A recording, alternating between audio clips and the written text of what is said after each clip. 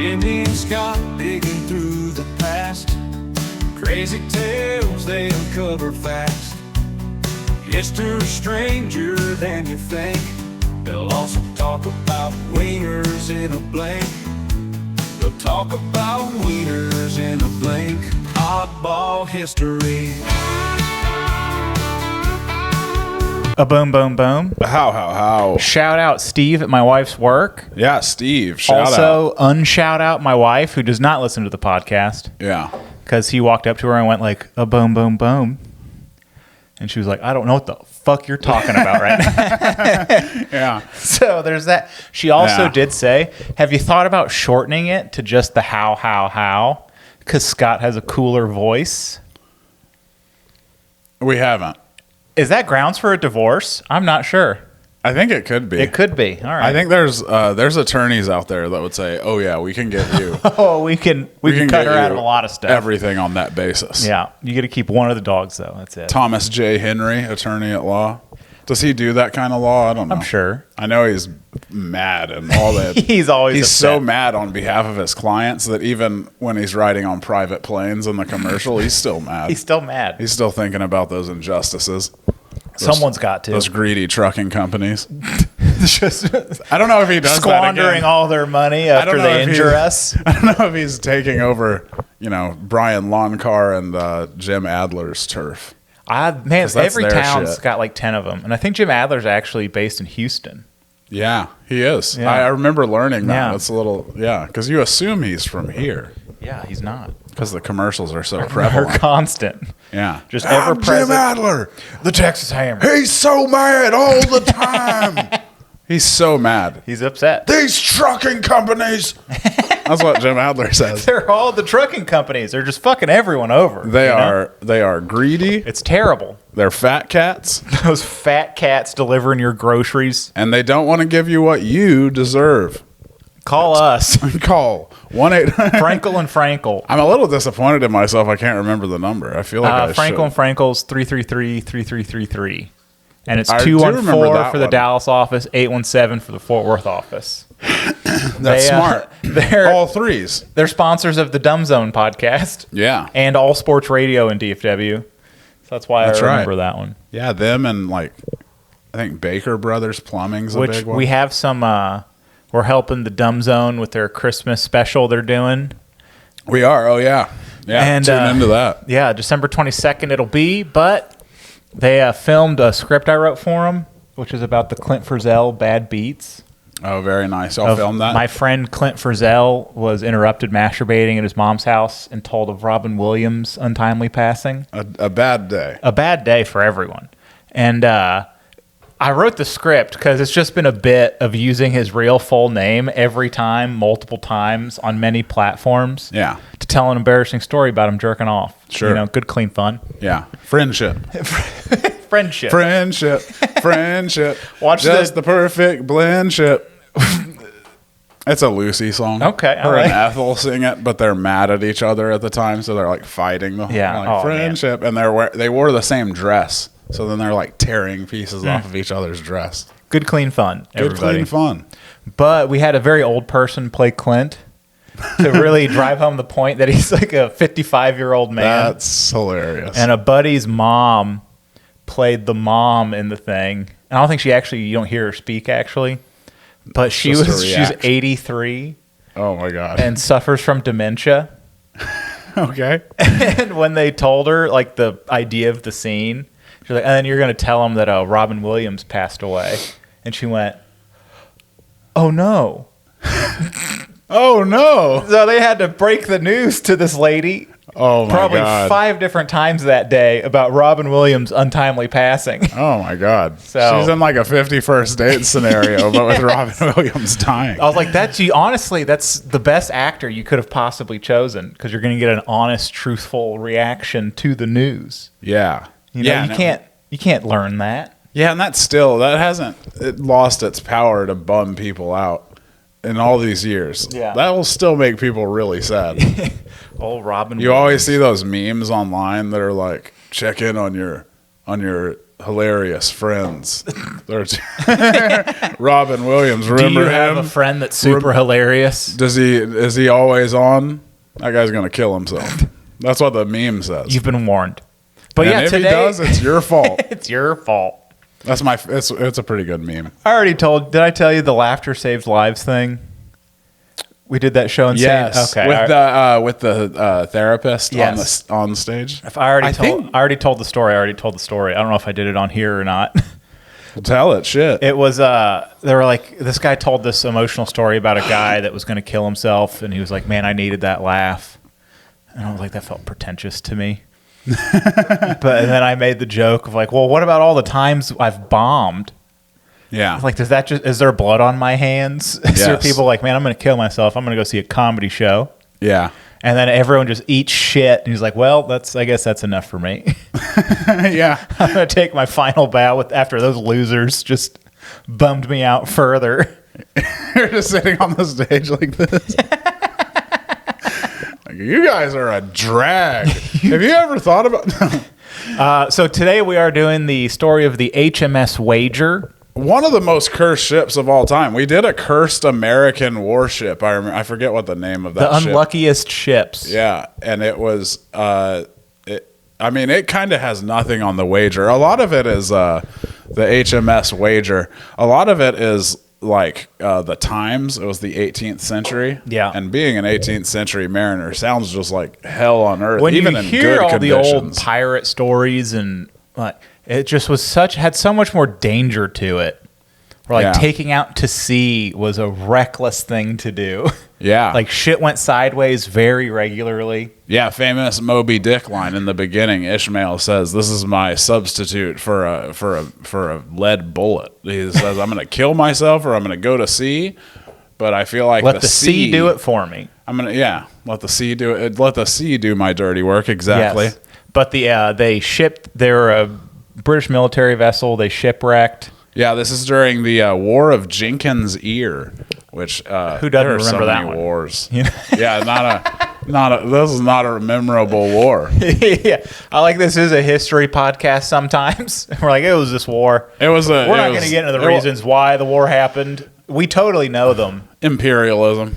Fucking. It is why. The British. No, it's knock it off. The specific reason was a guy had his ear cut off, but they didn't even address that until 7 years later. So it feels like a bit of an excuse, like they were just looking for something. They were killed 30% of your people. Hey, remember 7 years ago when that guy had his ear cut off? Maybe we could use that. But they became shipwrecked. There was mutiny. A guy probably got eaten. A guy was shot in the face. Yeah. And they split into two distinct groups and had different escape plans. Yeah. But we will cover three groups, actually, technically. The seceders. Well, there were the seceders off to the side, so they were like with the shipwrecked, but then they did their own thing. It was a mess. It was this thing. I read the book The Wager by David Grann, the guy who wrote Killers of the Flower Moon. And it is astounding how terrible this voyage is at every turn. It is. It never stops being horrible. But before we dig into those details, top comments of the week, girl. A little James Hetfield. Thank you, Jimmy and Scott, for the warm welcome. Before we jump into those top comments, let's kick things off with a joke that's a bit longer than usual, but trust me, it's worth the ride. So picture this. A man, a dog, and a goat survive a shipwreck and wash up on a deserted island. Weeks go by, and the man starts to feel pretty lonely. He begins to look at the goat in a whole new way. One day, he tries to make a move, but the dog growls and chases him off. Frustrated, he tries again the next day, but the dog is always there, ready to defend the goat. The man is just about to give up hope when he spots a ship in trouble off the coast. He manages to save someone from drowning, and it turns out to be a beautiful woman. Grateful, she tells him she'll do anything to thank him. The man's mind races with possibilities, and he finally says, "Would you mind holding this dog for a minute?" All right, now let's get to those top comments. So thank you, AI, for that beautiful joke. Yeah. that we just received. I think that man had sex with that goat. I think that's where it was going. I think that's where it was going, and the robots, so like us. they just understand our humor. Yeah, because don't you? I feel like I haven't heard that, but I feel like I've heard something that was like similar, Yeah. or like the same kind of vein. Well, there's a lot of goat fucking jokes and sheep. Yeah. Like, why does Scott it? This, I think every place like would be like, those guys over there fuck sheep. Yeah, I think that was just a part of everyone was just like, yeah, human development. Yeah. At a point when agriculture started. We had to other people in whatever realm we had. Yeah. So we had sheep fuckers and we had sheep fuckers. That was it. Everyone was fucking sheep. Yeah. There's no denying it. So our first The records are comment clear. is from the Mozart song about eating ass. Lick my ass. This guy just goes, Mozart's famous "Lick My Ass" song. what in the actual fuck did my algorithm just give me? Yeah, Which I welcome, because I love that just because it's such a ridiculous thing.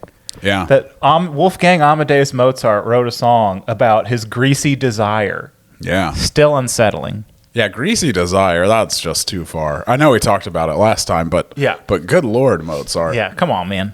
Take it down a notch. Here's an old clip. This was almost like a year ago.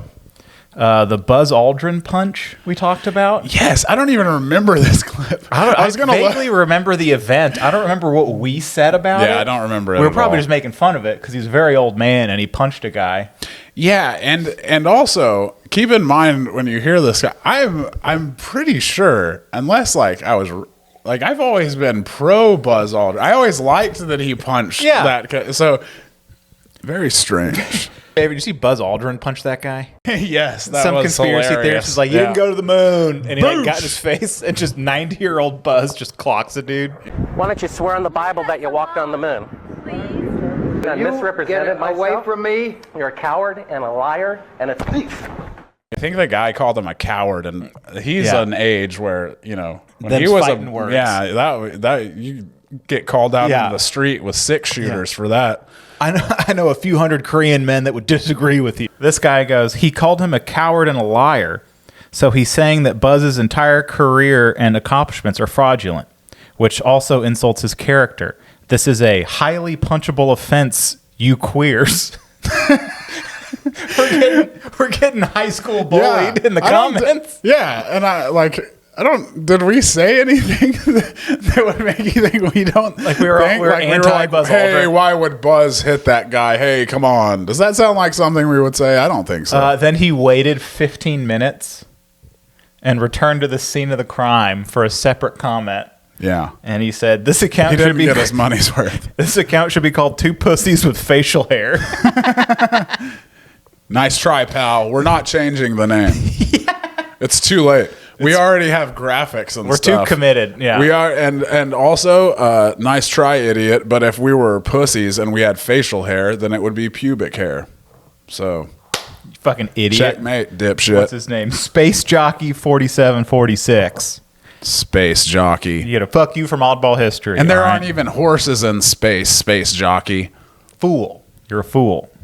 There might be What if he horses. just goes What if there around are space jockey horses? if he only follows like astronaut related things? Oh, yeah. Oh, space jockey's funny because he's riding Buzz Aldrin's dick. Yeah, That's fucking- really fun. That only just now occurred to me. He's a dick rider. You're a dick and his rider name for is Buzz Space Aldrin. Jockey. Oh, that's hilarious. Anyway, get your life together, shithead.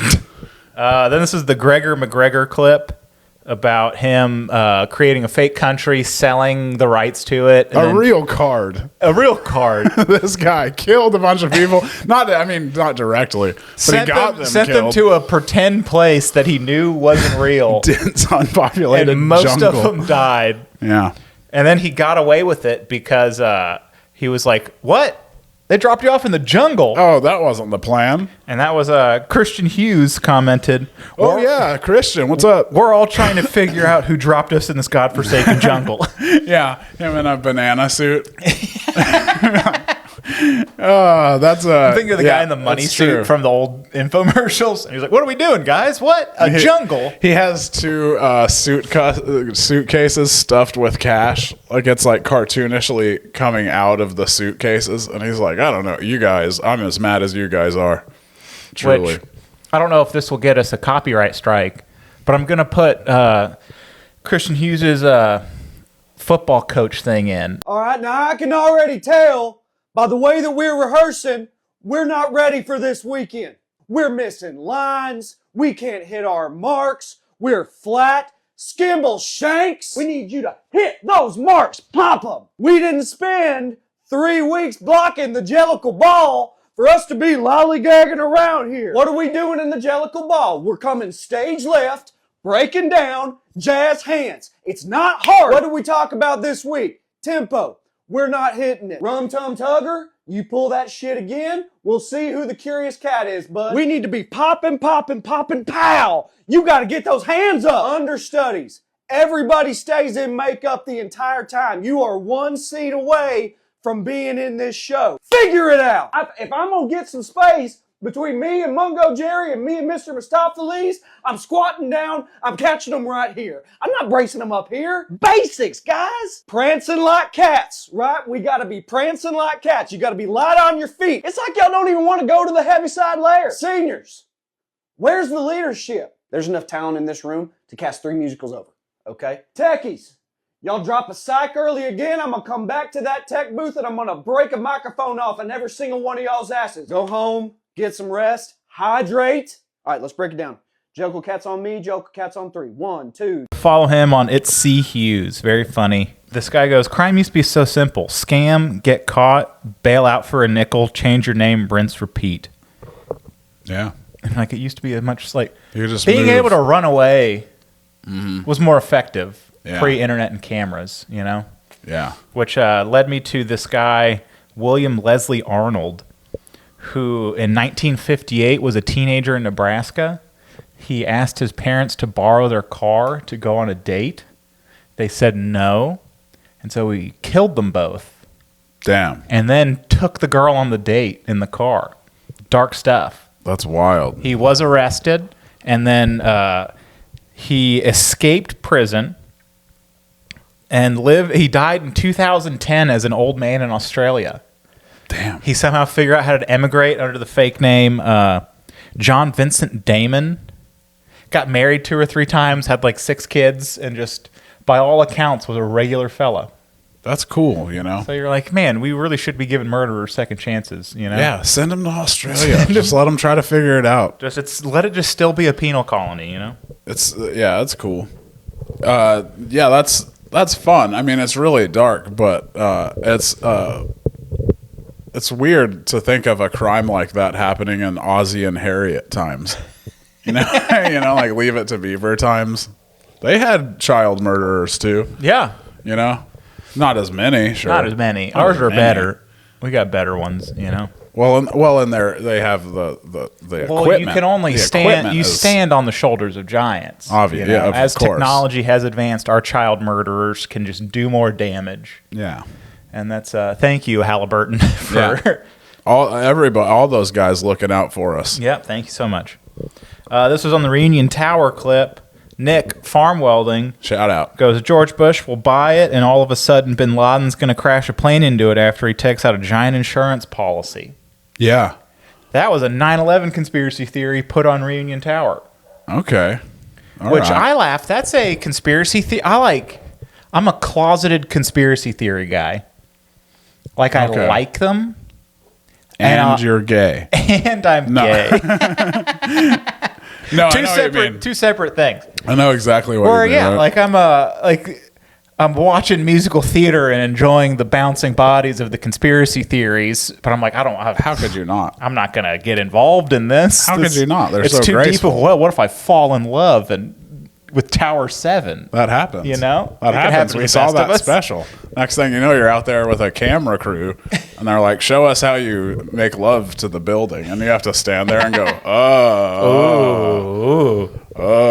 Next thing, you're on the fake moon landing and you're getting punched by Buzz Aldrin. you That's know? right. Which, again, in favor of the buzz. I don't care enough to look up the clip again to see what I said, but pretty sure it was pro Buzz Aldrin. It'll be in there. We'll, But then again, you know, I don't think it matters either Yeah. on the internet. Like it doesn't matter what I said about No. Buzz Aldrin. They're going to be like, it was his honor, you fucking idiot. yeah, you're gay and thus should be punished. Yeah. This was on the NFL running backs thing. We got a lot of comments on YouTube of them calling us pussies again. Okay. Where they were like, I Sure. wish I got paid as much as an NFL running back. My knees still hurt, which that one I felt as a man who just threw his back out was like, man, if my back's still fucked up, that'd be cool to have a few $100,000 in the bank. You know, that's not nothing. Yeah. Yeah, no, I'm sure people are really embittered in the comment. That does make sense. I did think of that. People are going to be like, they make millions of dollars, which they have like a window of like 2 to 5 years maybe to do that. So a little different, but that clip involved a clip of Cam Scatabo. And did you see his new Yes. thing about tacos? no. He was on a Twitch stream and he was like, hey, do you turn the taco to fit your mouth or do you turn your head to fit the taco? And he was like, do you dominate the taco or do you let the taco dominate you? And Andreas Trujillo goes, look into his recent dissertation on Twitch or some lame streaming site on dominating tacos or allowing the taco to dominate you. Can't tell if he was being philosophical or if he is early onset CTE. Both? Probably go. both. I don't know. Yeah. This is on the Rome clip. It says, dude, please learn some basics before sharing history. Eurydice is pronounced Eurydice, which he was being a dickhead, and I think he's very wrong. I looked it up too much, being like, it's for sure Eurydice. Yeah. And it's for sure Eurydice.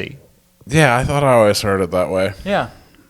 Swing and a miss, dipshit. Priorius. Fuck you too, all right? You Yeah. and Space Jockey, Yeah, you lose, dipshit. you lose. Back of the line. I don't understand what top comments are. Back of the line. You're now a bottom comment. All Yeah, right? that's right. And so with that, we bid top comments adieu for this episode Top comments of the week. of the week. Now, Now let's get into the HMS Wager. the HMS Wager, a cursed mission. This is 1740s. This is the Royal Navy. This is war with Spain. Yeah. But they have to go down to South America to do the war with Spain. Go around the Cape Horn. Cape Horn, which is, I didn't realize before this, is the worst place to be in the ocean of all the oceans. All of it. The southern seas, they flow uninterrupted all around the globe. So they're picking up steam for like 13,000 miles sometimes, these Yeah. waves. And then they go in this corridor between the top of the Antarctic Peninsula and the bottom of South America. And they just really fuck your Wreck shit shop. up. At the beginning, there's a huge manpower crisis. Like that's the first trouble that hits the Wager. They can't find enough people to man the Wager. Yeah. They use press gangs. They're like where they'll just kidnap people and put them into service. This was really prevalent, and they would. So people were always running from press Any gangs. government authority of just like fuck. Yes, like and they would kidnap you if you were just dressed as a sailor. Like if you They were still have that. wearing striped shirts. Have you seen the documentaries about the Chinese fishermen? Where it's like Chinese and Thai Oh, I ships. haven't. Where they get you on like a contract and they're like, yeah, it pays well, come on down. And then the ship never returns to port for years. Damn. And they're like, you can't get off, you can't swim. Yeah, So they'll just keep people for 4 or 5 years at a time. that's unfortunate. That's unfortunate. That sounds like a bad time. But the leader of the ship was Captain David Cheap, which they said the big problem in the story was it was kind of the naval precedent before that and the British military and specifically, it was like honor driven. And Sure. So as the Gotta have leader, that honor. he was like prim and proper and never really connected with his men. Yeah, and he's a new captain. Yeah. he was the first lieutenant of it's this squadron of ships. There's like 5 to 7 ships throughout this. The Wager is one of them. That their mission is to go to South America, and they're supposed to just kind of fuck up any Spanish ships they see, but kind of on the down low. They're supposed to try to destroy any Spanish ships, and then they're looking for this galleon that apparently has like untold riches on it, and that's the main thing. The English, they want these treasures. It's such a trope in movies, but the fucking treasure map, they really are a driving factor of a lot of human history. They're just like, we heard a guy talk about there's a fucking thing we should steal. Yeah, let's go steal it. Let's go steal that shit. He actually gets the job after the captain of the Wager, Dandy Kid, dies. Dandy Kid, he dies, and then Cheap is named captain of the Wager. Before he died, though, Kid made a deathbed prophecy in which he predicted the voyage would end in poverty, vermin, famine, death, and destruction.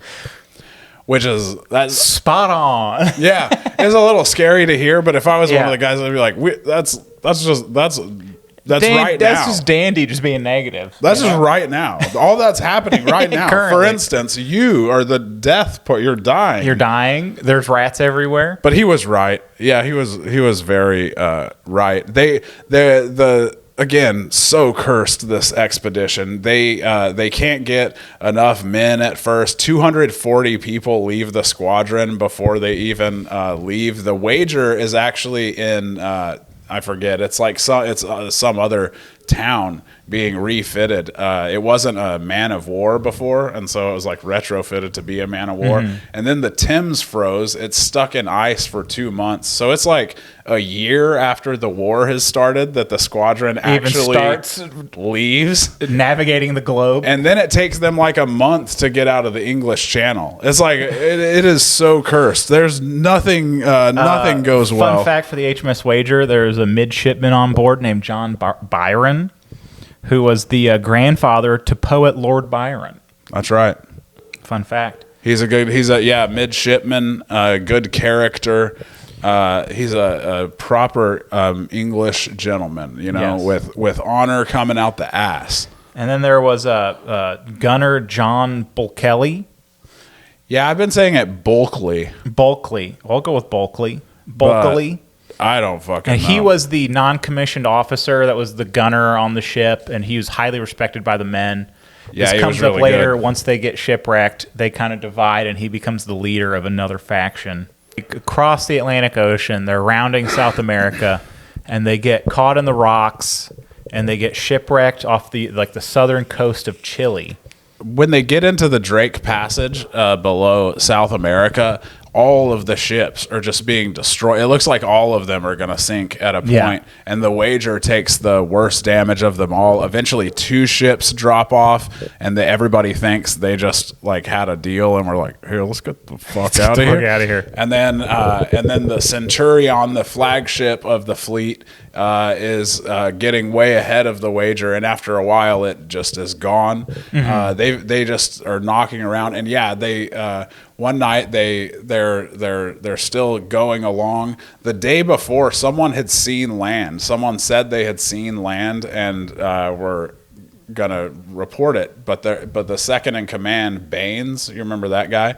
They called him Beans as a sign of disrespect. No, I don't know. That's a sign of disrespect. But it probably was. But Beans. They called him Beans. But he was like, no, they're dead reckoning. There's no navigation. One night, a horrible sound is heard. They hit a rock. It's everyone in their cabins, mostly sick as shit and dying like down below. They feel a horrible thud, and they've hit a huge rock. And they get off that rock and hit another rock and then another rock. Eventually, where they end up, the ship is completely destroyed by the end of it. Real pinball scenario. Yeah, the mast is broken already, the mizzen mast, and the rudder is smashed to pieces. A 2-ton anchor has made a hole in the hull of the ship. It's proper fucked, but then it comes to rest providentially, John Byron said, between 2 giant rocks. So it's kind of holding it there so it wouldn't completely capsize. And there was an island like right beyond, so they could get everything. They could kind of take shit off the ship as in go back and forth on their new on what is their new home now. Yeah, Wager Island. Pretty quickly, this event triggered more clear maritime law is that Captain Cheap was like, I'm still in charge. Yeah, that was big for him. That was big for him. He's like, this ship's still shipping. Yeah. Get the fucking line. Yeah. And everyone else is like, it's kind of over. The game's done. Yeah. We're going to pick a different leader now. Yeah. And so very quickly they split into multiple factions. Yeah, so you have Bulkley. He has most of the people on his side. And then you have the seceders led by a carpenter's assistant named Mitchell, who's a real sinister character. He's like the James Mitchell's his name. He's the most sinister character in the whole story. But so the seceders, they go and live on their own, and everyone's kind of like, yeah, we don't go near the seceders. We don't want to know what those guys are up to. But then you have the people living with Bulkley, and then you have kind of the officers and some Marines with David Cheap. David Cheap found a dwelling in the woods on that island and just started living there. It turned out it was a Coescar dwelling, this Indian tribe from down there. And at one point, the Coescar show up, and they very likely could have Very helped. classic imperialism move. Just look, I've found a home. Look, this is mine now. Nature great. has provided me a house in the wilderness. This is Providence. Yeah, and the people come and they're cool. They show them how to kind of traverse the waters. They wear they cover themselves in blubber, and then they don't wear shirts even down in this cold ass climate. But they show them kind of how they live down there. They travel by canoe with a fire always going in it and shit. It sounded very cool, but then they scared the Coescar off with their bad vibes. That's a direct quote. They really did. They because they started realizing these vibes are so bad. Dying guys are bumming us out. Yes. Yeah. The vibes are so rancid at this camp because it's very clear. Everyone they already weren't sure about David Cheap when he became the captain of their ship, and then he wrecks the ship. So as you can imagine, all these people who are already not feeling confident, they've grown to hate this guy. And not only do they blame him for wrecking the ship, but he's the one being like, oh, we can all only have 1/3 of a biscuit today to eat. So they hate him for that too. It's a collision course. But then Bulkley is like, hey, we gotta salvage what we can from the ship, build a new ship, sail to Brazil, and get the fuck out of here. Yeah, and it's really Cummins, the carpenter, who leads the chart. One day he starts building the hull of this ship, and it's fucking huge. It's 50 feet long, and completely made of shit taken from the old ship. And Cheap is just in his little house, what do we got? Biscuits? What are we all complaining about? Be gentlemen. Yeah, Cheap did help lead the effort to build what they called the Ark. It would later be named the Speedwell. Yeah, it was named after a different ship, but I don't know if it's that good of a name. But the big split happened when Henry Cousins was one of the dissenters, and there's different tellings of the story that he was dissenting and he heard him outside, and then Captain Cheap just walked out and shot him in the face. Yeah, pretty much what happened was there was an argument. Cousins had already mouthed off to Cheap. He asked him to roll a cask of carrots that they had found in the ship up the beach to the food tent. And he was like, it's too heavy. He was very clearly drunk. He was like, it's too heavy. And he's like, well, get some people and do it. And he's like, can someone, he did that thing. He was like, can someone come help? I guess nobody wants to and he was just being a dick about it. So then they get in this, I believe, Cheap had him arrested and caned him at a point, but then he's freed. And that night they're all getting ready to eat, and they hear Cousins hears that Cheap is cutting his wine ration because he's an angry drunk. It makes all the sense in the world. Yeah. But when he hears that, he flies off the handle and he starts yelling. And then everyone who's still even a little bit pro Cheap is like you sound like a lunatic. You sound like a crazy man. You know, you sound like you're about to do a mutiny. And you know, he keeps talking shit. And at one point, this guy pulls out a gun and points it at him, and he's gonna shoot Cousins. But then a guy knocks his hand up at the last second, and the bullet flies past Cousins' head. Cheap is in his tent. Cheap hears everything. He hears the word mutiny being thrown around and a gunshot, and he thinks for sure that was Cousins. So he just walks right out, bang, in the face, without a word. Or as he put it in his journal, he continued to extremities. And the worst part of the vibes being bad is he did not die instantly. It says it took him days to fester and get infected, and then he passed away. And he did island surgery. They did not good. They to remove the bullet, and they could not get the bullet. They got a sliver of the bullet, but not the whole bullet. So yeah, he just lingered around for a while and died. People were also resentful. The ship's surgeon made himself unavailable for the surgery, so it was his assistant who actually did the surgery on Cousins. And people think actually the surgeon is he hated Cousins himself. That's why he didn't want to go. Yeah. But a lot of people on the island believe that David Cheap, Captain David Cheap, had told him to not, and they were like, whoa, that's fucked up. And the kicker of this whole story is Cousins' wine ration was not being cut. They just made that up to get him riled up. Yeah. Apparently they liked riling him up because he was really angry as we all a got drunk. those guys that we work with, and he's like, Henry's gonna freak the fuck out. Yeah, which to be fair, up until he gets shot in the face, you're thinking this is going great. He's got this hook, line, and sinker. Oh man, we got him shot so in the face. good. Oh, now it's less fun. This never happens on candid camera. Yes, this is the not Impractical happened Jokers once. never get shot in the face. They don't, and that would I be a think better show.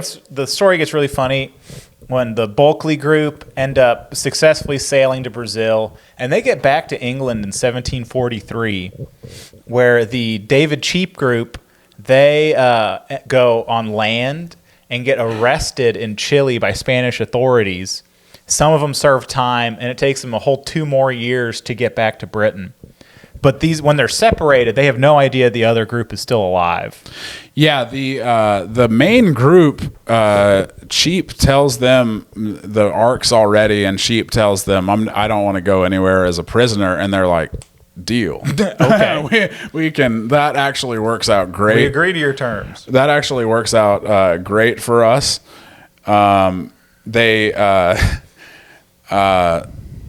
They go back to when they go back to England. Everyone's writing their accounts of the story. Really, like especially Bulkley is like getting out in front of the mutiny charge. He sees it coming. Oh yeah. He's like, but if I get the public on my side, which he largely does, people read the account and they're like, "No, you were actually right." They had some harrowing, like they're surviving in the wilderness and navigate this and get to Brazil, and like his leadership was strong, and he painted Cheap as tyrannical and like unfit and incompetent. Yeah, that was a big part of the story. But then 2 years later, he does not expect Captain David Cheap to show up as well. Yeah. And then he has a radically different story, of course. Yeah, David Cheap and them, they end up getting shown to, is it Chiloé, the Chilean island, by a Chono Indian named Martin. His name was Martin. And he just shows up one day. It's a dude named Martin. That's the only name we have for him. And he just shows up and literally like saves their lives. Interesting part of the story. So Bulkley, John Byron went with Bulkley for a little while. He was sick of David Cheap's shit too. Yeah. But then he felt bad. So he stole the barge from the other group and took it over to the other side and defected. And they end up, that's huge for them. They load on the barge to make their journey. Mm-hmm. And the whole plan was for Martin to get the barge as payment for helping them out. But instead, 6 guys of their crew just took off in the barge one night and stole it. But Martin was cool and still showed them the way. I do love just this is an inhabited land. and they're all fucked up and dying and abandoned, and a dude named Martin just shows up. Yeah, he's like, hey, what's up, guys? And it's like, hey, what the fuck y'all doing here? What are you guys doing? Do you want to come to this island where we got stuff and people? Yeah, like, that would be nice, yes. That would be cool. We're all dying, they say. So yeah, they go. They make it to the village. They're treated for their wounds. They said, "Oh, David Sheep would have for sure died if not for that village of people. That first village that they went to." They took good care of him. But then a couple days later, they're arrested by Spanish soldiers. The Spanish Inquisition. They're in jail for a while, and then funny part, they end up having dinner with the Spanish sea captain who had been hunting their fleet, and he's like, oh yeah, we all almost died too. It turned out like he had not much better luck going around the Horn than they had. And then once they're all back, someone's got to get in trouble. There was a mutiny. There was a murder. Ranks were defected. There's a murder. One guy just punched David Sheep right in the face when he was handcuffed. Yeah. They put his hands behind his back. And this guy, the bosun, John Campbell, he just socked him in the face. And he said, it was your time, but now, God damn you, it is mine. Which is like... you're not the captain. I'm the one who knocks. Yeah. This guy's like, who is this guy? Oh, he says, you are a scoundrel for using a gentleman ill when he is a prisoner. So they get back home. Everyone tells their sides of the story. They get everyone's court-martialed. Everyone's like, what the fuck happened? Here's Why We Had to Mutiny by John Bulkley. Available now. If I Did It by John Bulkley. Yes.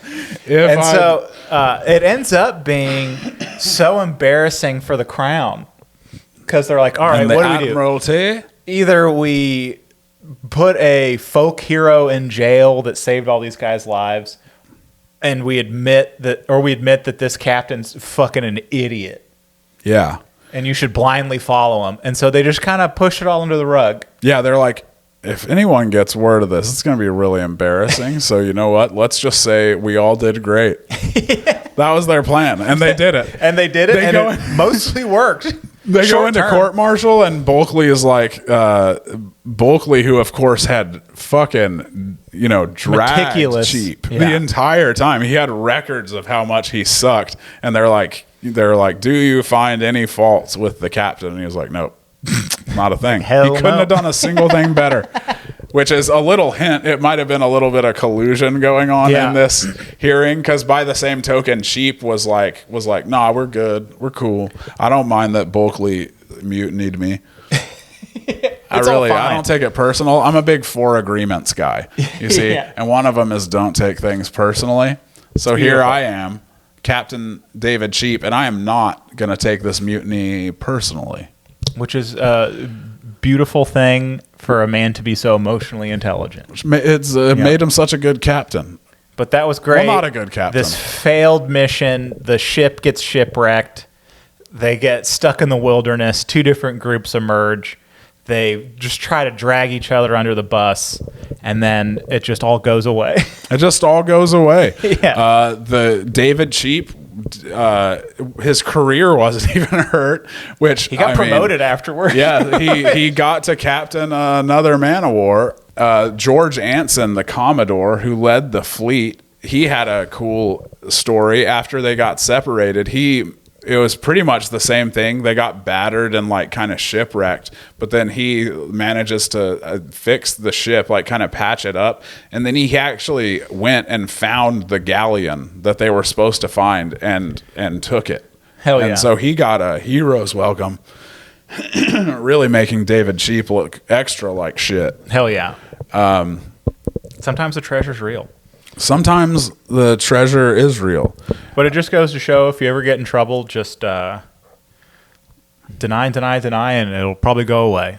Yeah. If you embarrass the governing body enough, then you're totally fine. You have any closing thoughts or fun facts about this one? Yeah, there was a part right before they go into the Drake Passage that I enjoyed. There's albatrosses flying overhead. Mm-hmm. And I'm thinking, I thought all mariners were like the superstitious type, and they would not kill a seabird. There's that Coleridge poem about the albatross, and then it curses them because they kill it. But these guys apparently had not heard of that curse, and they throw a hook with a piece of salted pork on it in the air, and an albatross catches it, and they. And this is before they're starving, mind you. Reverse fishing. I respect the hell out of this. I respect it too. I respect the method, but not. But you probably shouldn't have done a seabird, you know. So they yank it, and then they 4 guys ate the albatross. And I'm thinking, like, it's like they're trying to curse the expedition. I do like. Is that the rules? If you catch it, you're allowed to disperse it how you see fit. I guess so. Just 4 guys are just like, hey, we're just gonna. Just real quiet. Let's just like, where'd you get that big ass bird from? Yeah, like, none of your goddamn business. We caught it. None of your business. None of your business. But so I was like the real estate developer in Poltergeist. Like, what did you expect? You built the houses on a graveyard. Why was the land cheaper? Of course, the furniture's upside down. A guy got murdered at my grandpa's house. Before he bought it. Where was the original owner was murdered in the house, and he got like a good deal because people were weirded out by it. And he thought it was hilarious. He was like, fuck that guy. I saved a few grand. Like, thank God that guy got murdered here. That is hilarious. Wow, what a fun moment in history. Sometimes it's not about the big events or the famous names, but the unexpected memories and the people you share them with. These are the moments that remind us it's really about the friends you make along the way and the adventures you never saw coming. Stick around. Jimmy and Scott are going to promote stand-up dates and drop some more steaming hot pod. We got a lot of shows coming up. That's right, we do. I think December 19th and 20th, I'm headlining Rose City Comedy Club in Tyler, Texas. Yeah, shout out Rose City. I got a bunch of Don't Tells coming up, 11-14, 11-20. 11-19, I'll be in Prosper. And then 12-7, Scott's going to be headlining in Grapevine. I'll be opening up for him. So if you want to see both of us, 12-7's the one. Saturday, 22nd, I'm at Bearded Monk in Denton. And Saturday, the 29th, I'm at Dr. Jekyll's Beer Lab in Pantego in Arlington. I wanted to do jokes that you've thought were good or you kept trying and you just got rid of them. A funeral for jokes, if you will.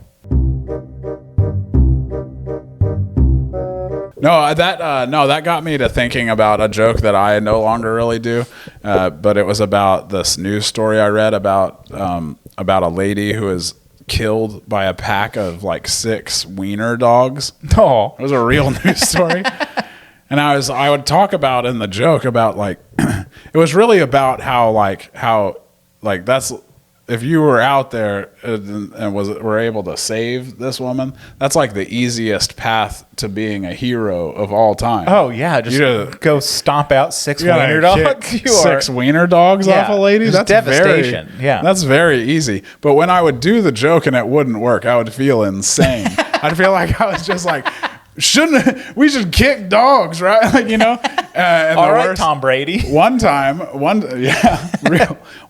did that joke at a Hyenas Dallas open mic, and Dak Prescott was in the crowd. Oh. And I looked over, and when I told that joke, he was smiling so politely. That's what you want at comedy shows, is polite nods. You want a polite smile. Yeah. Dak Prescott kicks dogs. That's the news story. Saying I'm here. Let's get that out there. I have a joke that I still think is funny because it was a real thing, but it's off. I have to like explain it too much because people don't like when you're just mean to your significant other. And my wife's a beautiful lady. She's tall, has a figure to her, is in great shape. But when she was pregnant, she got over 200 pounds. And it's just a number. No one cares. But like it just got in her head a little bit. Yeah. And I played football, so I was trying to be supportive. And so I told her a quote that I had heard, which is, you got to be too something to do something. That's fun. And she did not. I said it a lot. And she never appreciated it. I think I got a chuckle out of her a couple times. But it was like, fucking, we got to like check elevators before we both get on. Like, I'm rolling deep with fucking this beefcake back here. Like, I dare you to fuck with me with my pregnant wife around. Yeah. There's humor to it. I like it. That's fun. You have anything going on? No, not really. I was watching. I've been watching a lot of. Again, it's football season. I've been watching a lot of football. I realized one of the underrated parts. One thing I love about football season that I always forget between football seasons is like network TV dramas that I'll never watch. I like seeing the previews of them during the football games. Hell yeah. It's the only time I'll ever hear about them. That's my favorite thing of going to the movies is the previews. Yeah. Because you won't see 98% of them. Yeah. But and some everyone, of you're them just like, man, that looks pretty good. Yeah. I'm like, wow. And then some of them you're like, whoa, they spent a lot of money on a big old piece of dog shit. Yeah. Which is fun too. It's fun to see fun. people make those mistakes. One of the shows is about a lady who she lost her memory in an accident. And get this, she's a young doctor. Ooh. So the last 8 years of her life wiped clean. That was med school. What's she going to do now? Jeez. And then another one where the heartthrob doctor from Grey's Anatomy is like a hitman. He's like an assassin. I think if you're on a Grey's Anatomy for too long, you just have to stop. Yes. Like, you can't just be a hitman now. That's what I was thinking. Like, the illusion's done. You've made it, like, Harry Potter's Harry Potter. Yeah. He's made some good shit, but he's Harry Potter. That's okay. Yeah, I was thinking that exact thing. And you would think like, okay, it's going to be a hard sell this guy as like a hitman. You know, it really is going to be a hard sell. Maybe we should mix in some humor in there, give a little wink to like, we get it, you know, but this is our guy. You know, it is the most like self-serious preview of all time. Hell yeah. The song playing is that slowed down version of that song that's like, no one knows what it's like to be a bad man. And he's hitting a guy with a bat. And then to be a sad man, and he's behind a sniper rifle, looking pensive. And we know how he assembled that sniper rifle after our CIA butt plugs. That's right, realization. straight out the ass, straight out the ass, straight out the ass with the. I assume it had to have been the sniper Limp rifle. Bizkit version of Behind Blue Eyes. Absolutely, absolutely. I think they slowed it down even from. Even from that. And then at the end, he's like, he's in a doctor's office. I think he's in a doctor's office, something. And he goes, I'm forgetting things no one can know. That's like, well, that's good. Yeah. I mean, the problem solved, Patrick Dempsey. Case closed. What are you talking about? But anyway, salute to that show. I'll never see it. What did I watch? Watch The Long Walk the other day. Did you see that yet? I haven't. It was just okay. What is it? It's a Stephen King book where there's like 50 boys selected and they have to walk until it's just over. Like until there's only one left standing. So it takes like 3 or 4 days and all the kids get shot. Damn. And then one of them sacrifices for the other one at the very end, and it was very heartfelt. That's beautiful. But you're just like, oh, well, that was an hour 40. It was very gripping. Of walking. Sure. It was gripping. I was there the whole time. And then at the end, you're just like, well, I probably could have. I probably could have read a book or done some push-ups. I don't know. Yeah, it sounds like Squid Game. Did you watch season 3 like of that? Worse. Yeah. I fast-forwarded half of it. Really? Just to be like, I've invested. I have to finish it. Yeah. Season 3 sucked. I don't remember feeling that strongly about it. But I don't know. I really don't remember season 3. I liked season 2. Blew my socks off. Season 2 was good. But yeah, do you have any closing thoughts or anything? If you'll indulge me in a short Andy Rooney type rant. Okay. This 6'7" thing has gotten way out of hand with these kids, all right? They're going around yelling something that the whole point of is there's no point or definition to it. It means nothing. That's the whole point. And it's too far. I aced some kid on Halloween, like a teenager. I was handing out candy, and she said something kind of being funny. And I would say, if the kids were older, I'd say like Merry Christmas or Happy Birthday. And when they were little kids, you just Happy Halloween, trick or treat, I love your costume. Yeah. But teenagers, you can fuck with a little bit. Yeah. And one of them, I went Happy 6'7", and you can tell she went Happy. You can tell she was like, this motherfucker got me. Yep. And I was like, I don't know what I said or what it means. Yeah. But she was devastated. It doesn't mean anything. That's the whole point of these damn kids.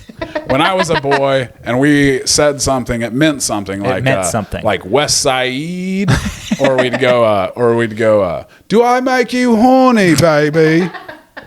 You know, it had some meaning behind it, some substance. In my belly. Get it. I want to eat the baby. You know, It was mostly Austin Powers. it was all quotes, Austin really. Powers That was quotes. all it was. But it was better. It was a better It was time. a better world. That's still one of my favorite Bill Burr jokes. Is he was like, back in my day, we had real music. It was a bunch of guys dressed up like ladies and sang about the devil.